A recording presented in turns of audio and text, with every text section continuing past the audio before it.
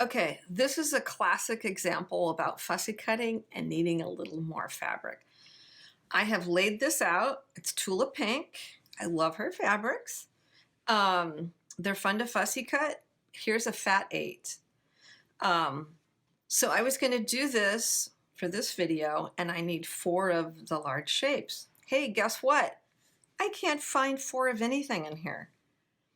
I can't get it. So there's, 1, 2, 3, and then I'm short here. So the moral of the story, if you're gonna be fussy cutting and the pattern is fairly large, like Tulip Pinks can be, she does have some great large fabrics, get at least a fat quarter. So I wanted to use this for the example, but I'm not going to now. And I can't tell you how many times that's happened, right?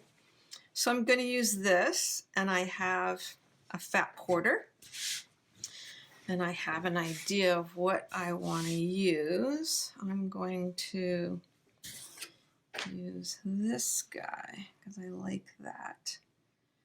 So I line this up, and I try and pick some points that I can line up. All right, I take a dry erase pen, and I don't have to mark everything, but I'm just, again, picking some points that'll line up again. Oh, I moved it. All right, this is just for alignment, so I can follow this again on the next one. All right, so now I will cut this. I moved it, so let me line it up again. And then I will cut. Make sure my board's underneath.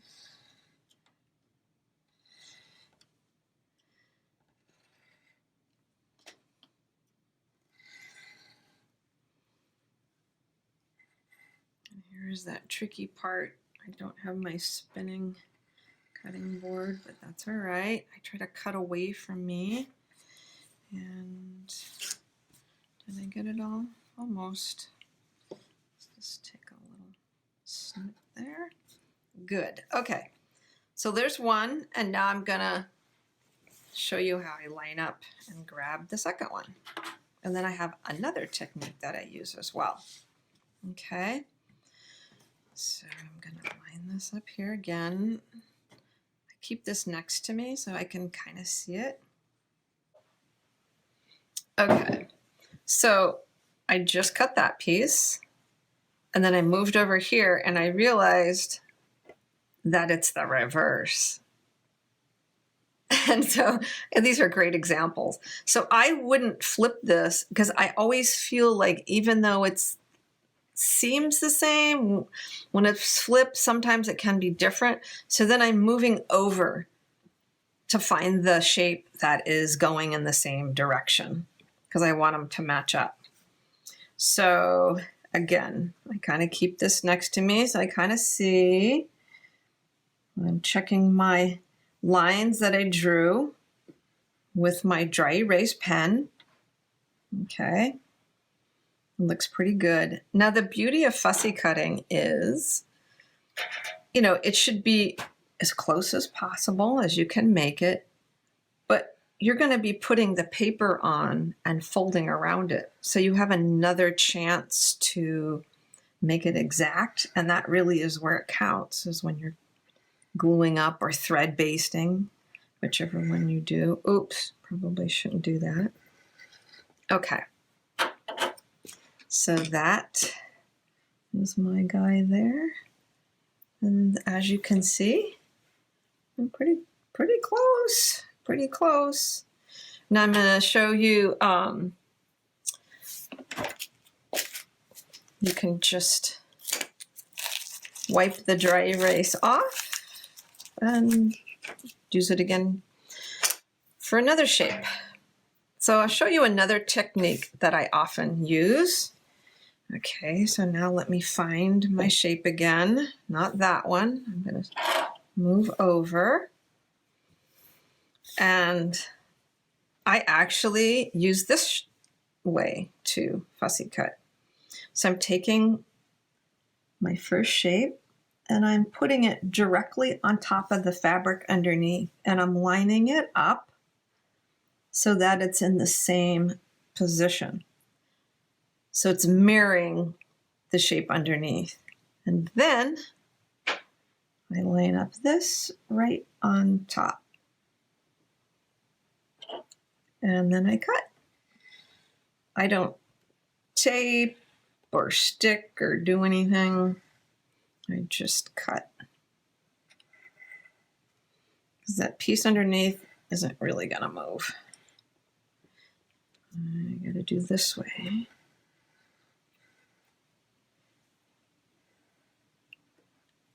Be careful with your rotary. Okay, yeah, I felt like I didn't quite get these. All right. Okay. Well, sometimes if I don't get it, again, I'm doing this on camera and my fabric's slipping all over the place. I'll just cut it. And that's fine too. You already have the major lineup. I'll show you. All right. And so as you can see, these are all identical. Okay. So there's two ways to fussy cut. You can use your templates and mark them and line them up, or just put the original shape underneath, line it up, and fussy cut. You can see my fussy cutting, and when I folded and glued the shapes, when I basted them, they're pretty exact. I did a pretty decent job.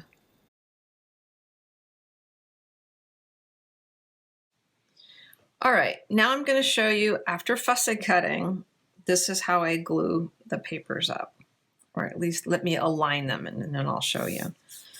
So this is where the fussy cutting alignment is really important. More important than the actual accuracy when you're cutting. So I just try to make sure I find marks that I think are consistent with each one. So I'm kind of picking the tip of that with the bottom of a line. There's a blue line that runs through. And so that is what I'm lining up. All right, now I'd like to show you how I glue baste my little fussy cutting pieces. But I want to tell you something about the Mischief quilt pattern.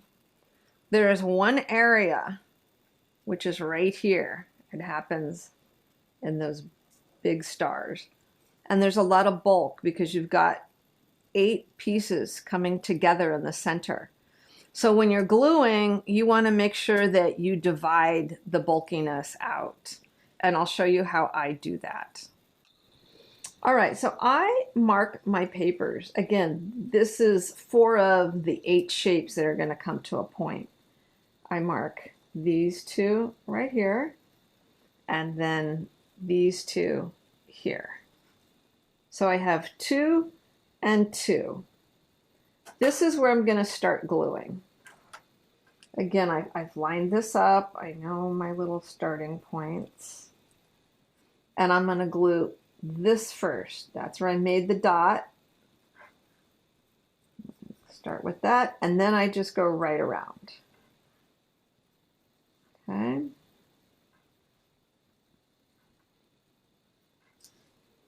And I'm going to do all of these the same.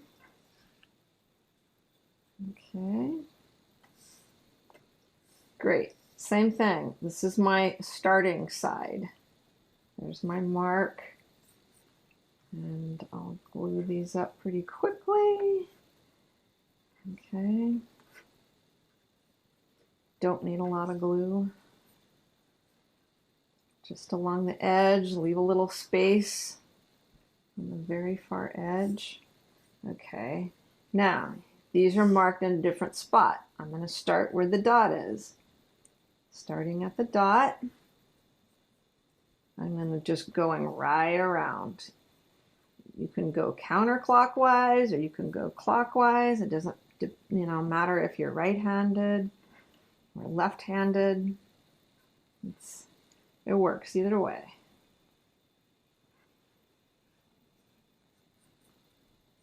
Okay, I'll show you what happens in a second. Here I am starting at the dot with that side first, and then just go right around. Whichever way you go, clockwise or counterclockwise, make sure you do that with all 4 shapes. Okay, we'll look at these in a second. Okay. I'm being good, and I'm putting my lid back on my pen so it doesn't dry out. All right, so you can see the tails. 2 are going this way, and 2 are going this way. So when I put them together, when I put in that other piece,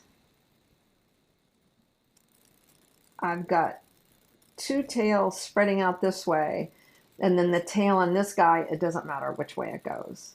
Okay? And that would be the same for this. Wait.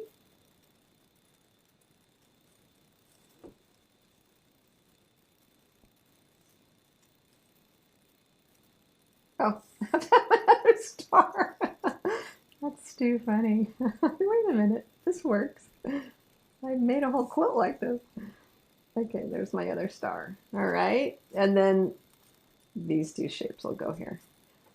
But it just divides the bulk. You don't want everything folding in the same direction. All right. And then what will happen up here is this little shape. And I like to fold it this way, so then the same thing would happen for these 2 shapes as I try to fold it so that it's going up.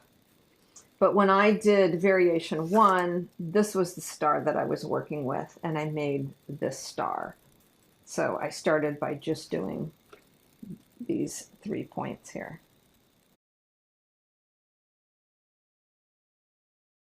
I'd like to show you how I glue these little skinny diamonds, or kite shapes. What I do, I add a little glue. They need to be these little points down here at the little end and at the top. They need to be precise. So you need to put your glue on. Again, stay off the edge. Probably less is better. And you need to be accurate at the points. I don't want to pull and stretch the fabric, but I do want to make sure I've got these points nice and accurate as far as the fold over.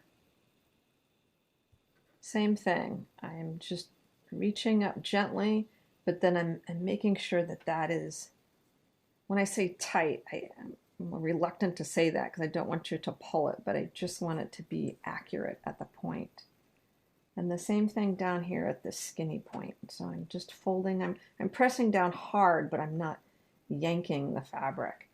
But I think it goes together better when this is a nice sharp point at the little tip there.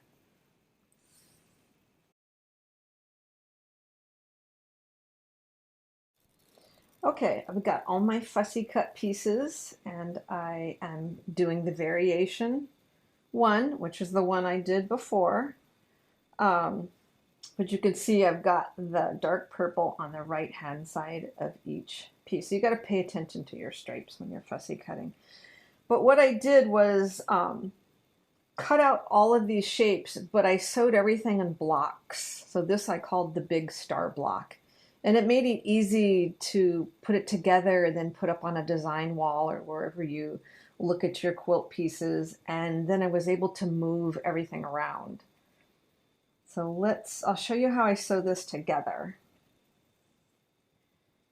So I start here, I go up and down, and how I would do that, because again, I use the flat back stitch. And I would clip it, use your clover clip there, and start at this point, stitch up, and then come down here,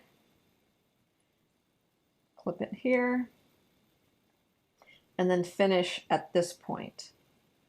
So I would make that, stitch that together, and then stitch this together. So I have two pieces now. And then I add this to either side, it doesn't matter.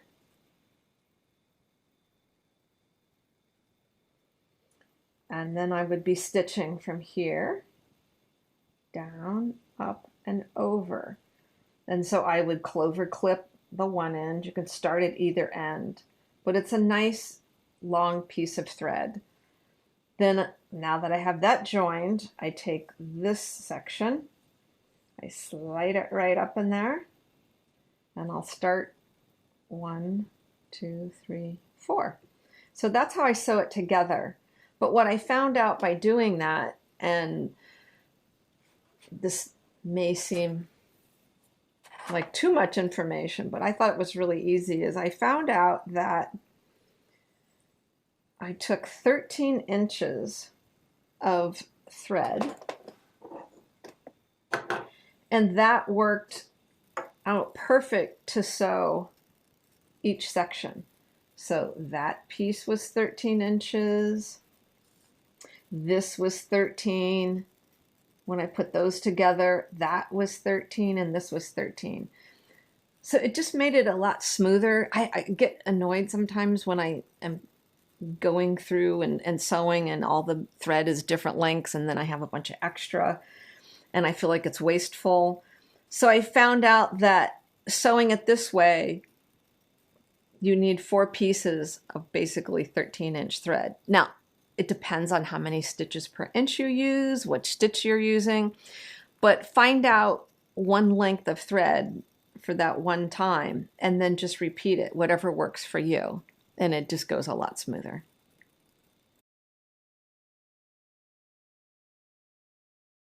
When you're sewing the small stars together, this is what I found out works best. Start at one end and do this. Do a little crossover. So you've got these pieces together, and then add the 4th piece and do the same thing. Do a V, and then they don't wiggle around as much when you do it that way. I think they fit better. And then later you'll be able to put your little stars with your big stars. So make big stars and then make little stars, and then you can play and put them all together, and then you'll attach those together.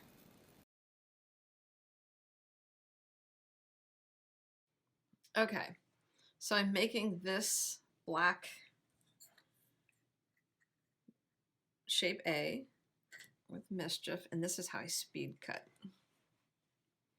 So I fold this a couple times. That's 4 pieces, and I can double this like that to make 8 pieces, and then I just put this on here,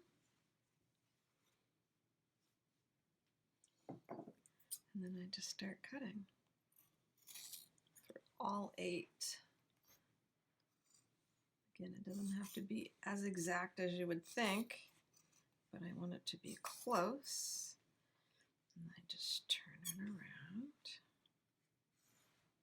Make sure I went to the edge. Okay.